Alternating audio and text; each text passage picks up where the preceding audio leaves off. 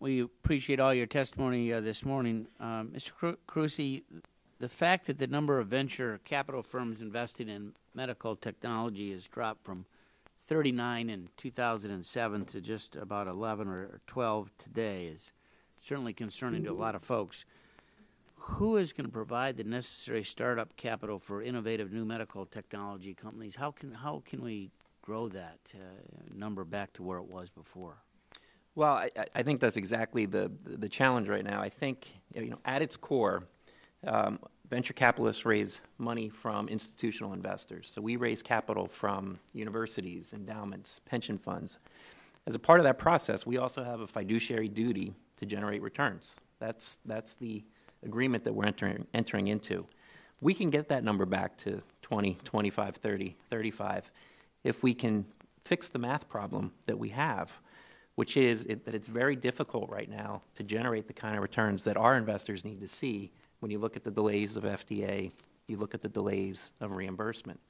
So I think this Congress and we as a device community, if we can find ways to get back to streamlining that innovation process, the math starts to work better, and that starts to bring these investors back into the fold. Until then, we've been forced to go elsewhere. And as we like to say, we've been looking for a new set of best friends. That's in part why I'm spending a lot of my time overseas. And so we have seen other countries that are very interested in building their own life sciences ecosystem invest in venture capital funds directly in return for us locating our companies in those local geographies.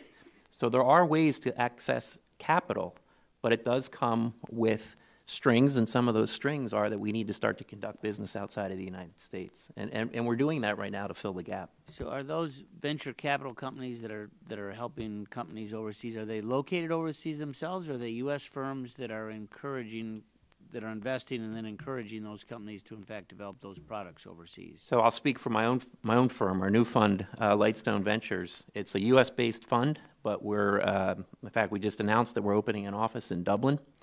We're moving one of our partners to Dublin, and a part of what we will do, not all, but a part of what we will do will be to look for innovative ideas and innovative technologies, but to reside those companies overseas and to build those companies overseas. And so there are U.S. funds that are locating elsewhere. Is any part of that equation, that decision-making, part of the tax code consequences that we lost a company in my district to Ireland, Parago, in terms of their headquarters, in large part because that tax rate, 35 versus 10.5.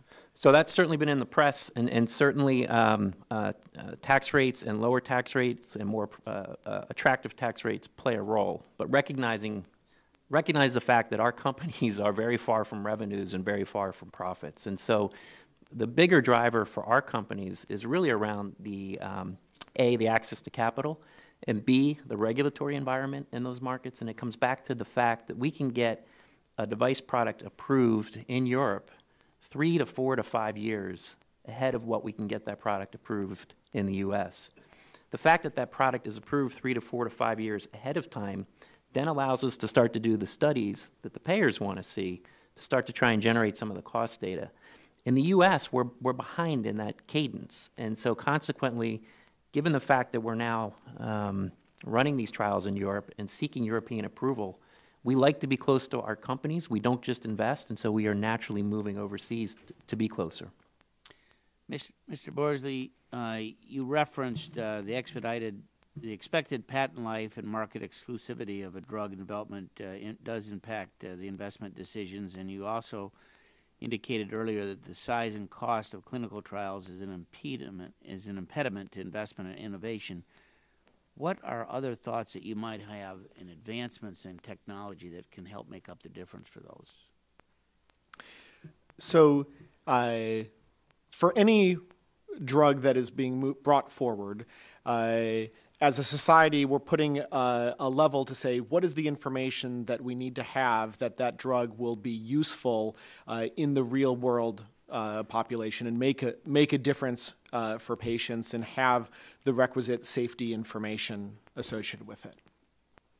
We have in areas, as has been discussed here in the committee, in cancer and rare genetic diseases, been willing to adopt the use of biomarkers, surrogate endpoints, and a recognition that the full understanding of the use of that drug will come post-approval with experience in the real world.